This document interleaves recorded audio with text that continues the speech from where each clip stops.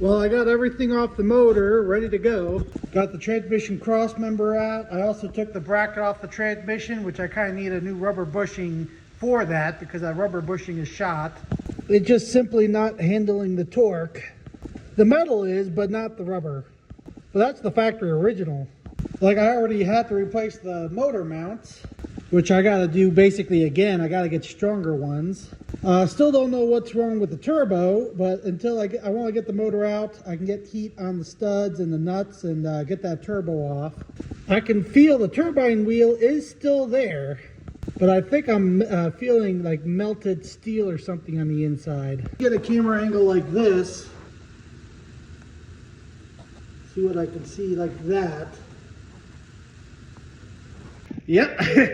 I saw almost all the turbine blades are melted. So what probably happened, like the outer ring of the turbine or something just flew apart. So that's like one reason why I went through the housing like that.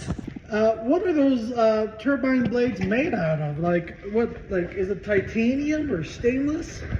Like here on the compressor side, you can see how the blades, it pushed off to the side, and you can see how these blades got chewed up also. Like you could pull in and out on that shaft and it's rubbing the casing. So like the EGT gauge, I already knew a peg within 10 seconds, and that's reads up to 1500. For the exhaust to get white hot, what's the melting point of steel or cast iron? You know, that'll give you an idea how hot the exhaust got.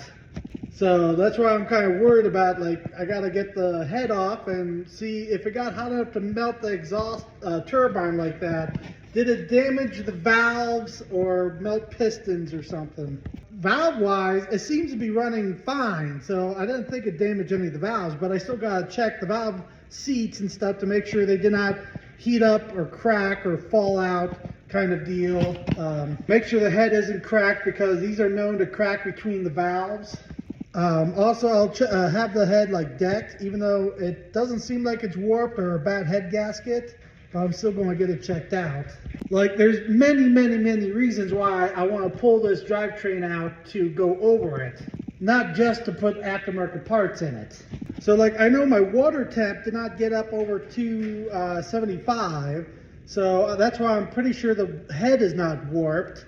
But, you know, for the exhaust temp to be that hot, you know, that's still a lot of heat on those pistons, direct surface of the head, and especially going past the exhaust valves. I didn't believe my friend when he told me it was shooting flames out the exhaust, but like, it was unbelievable. The exhaust all the way back was bright red, and you couldn't see it up under the hood, but if the downpipe was cherry red like that, that means the exhaust header and turbo were white hot. And it was definitely hot enough to start melting the turbo. Basically, all I could figure out is just the turbo wasn't big enough for how much exhaust gases were coming out. It was too restrictive. Because it didn't just melt the turbo, it blew out every seal on that exhaust manifold. So between the turbo and the manifold, the slip joints, and every port on the head. Like, you just give it throttle for about 3 seconds and the exhaust bypass, a 60-pound bypass will start opening and fluttering non-stop. So because it's just dumping exhaust and not spinning up the turbo, it's not getting enough boost, which in turn is making it run a lot hotter than what it's supposed to be.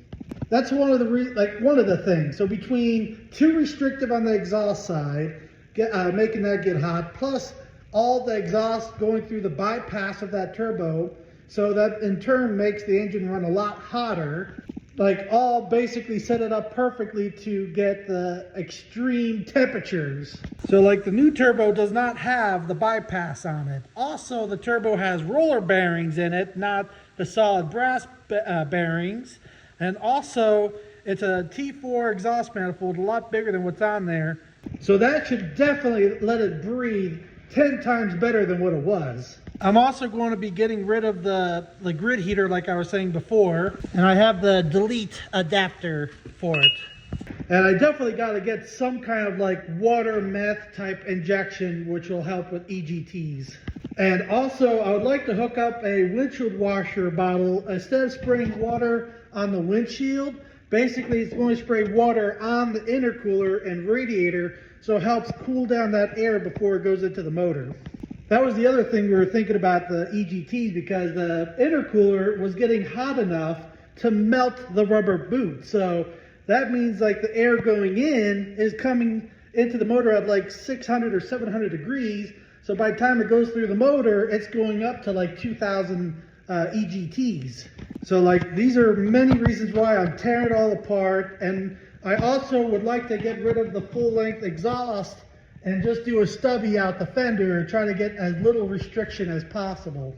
See, this is the kind of the stuff you run into trial and error when you're running on waste motor oil. So like yeah, there's like 30% more energy in it, but that also means you got 30% more heat. And normally during each combustion, about 95 to 98% of that heat goes straight out the exhaust. The other 5% gets absorbed into the engine, the system. That's why you have antifreeze keeping it cool, trying to eliminate that heat. So I'm doing the best I can with basically my budget, whatever I can afford. But it still blows me away how much power I'm getting out of waste motor oil through basically stock injectors and a stock P-pump. Now, when I say stock P-pump, I don't mean like this pump is not set up to pump huge amounts of fuel. It's only set up for higher RPMs. So like the fuel pin, the pin here to allow it to give it more throttle, that's aftermarket. The fuel plate is aftermarket, things like that. So all it is the internals and the rod assembly that connects to the injector pumps is all set up so they're allowed to go farther forward. But the delivery pumps in the pump itself, which are these pistons right here under these check valves or delivery valves, are still the stock originals. Well, rebuilt, like new ones, but they're still the original size. See, these had, like normally what these would be stock is, let's just say they'll deliver, go up to a certain RPM and then stop delivering fuel. You know, this is now set up where now you can deliver fuel at a higher RPM and run it up. You know, like these are only one step up thicker injector lines. You know, like these are 0.85, I believe, injector lines. They're just a little bit bigger, so I can make sure there's not too much restrictions of that waste motor oil going through the injectors. Because like that's the other thing you got to keep in mind. It's because it's running on straight waste motor oil, even though these are bigger delivery valves and injector lines, a little bit bigger than factory, the oil is so thick, it's not delivering or flowing as fast as diesel fuel. So I got to open that up so it can flow faster. So like a good example is like when you drink soda through a straw, you can only suck up so much. But you know how when you get like a certain kind of Frosties or shake, they'll give you like a really fat straw to drink it. You're still getting the same amount of fuel or food or whatever you want to call it, but it allows you to still suck it up with the same pressure. Because that was a problem I was running into with those delivery valves, is that higher RPMs, it was starving for fuel. So I need to go with bigger delivery valves.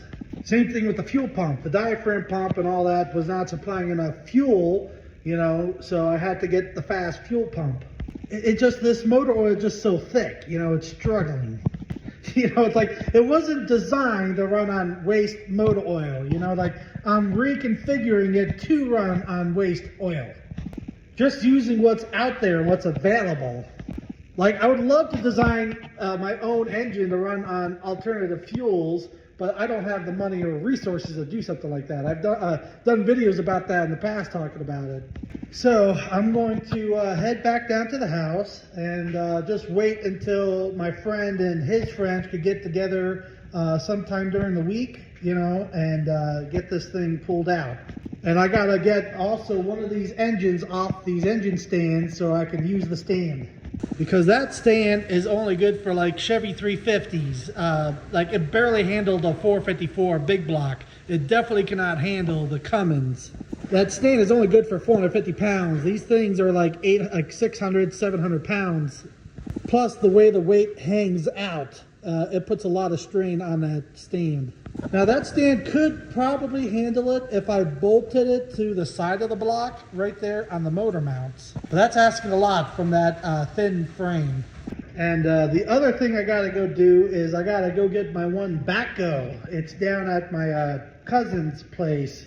And yeah, when it's this cold out, like single digits and stuff, or teens, you know, it is a pain in the butt.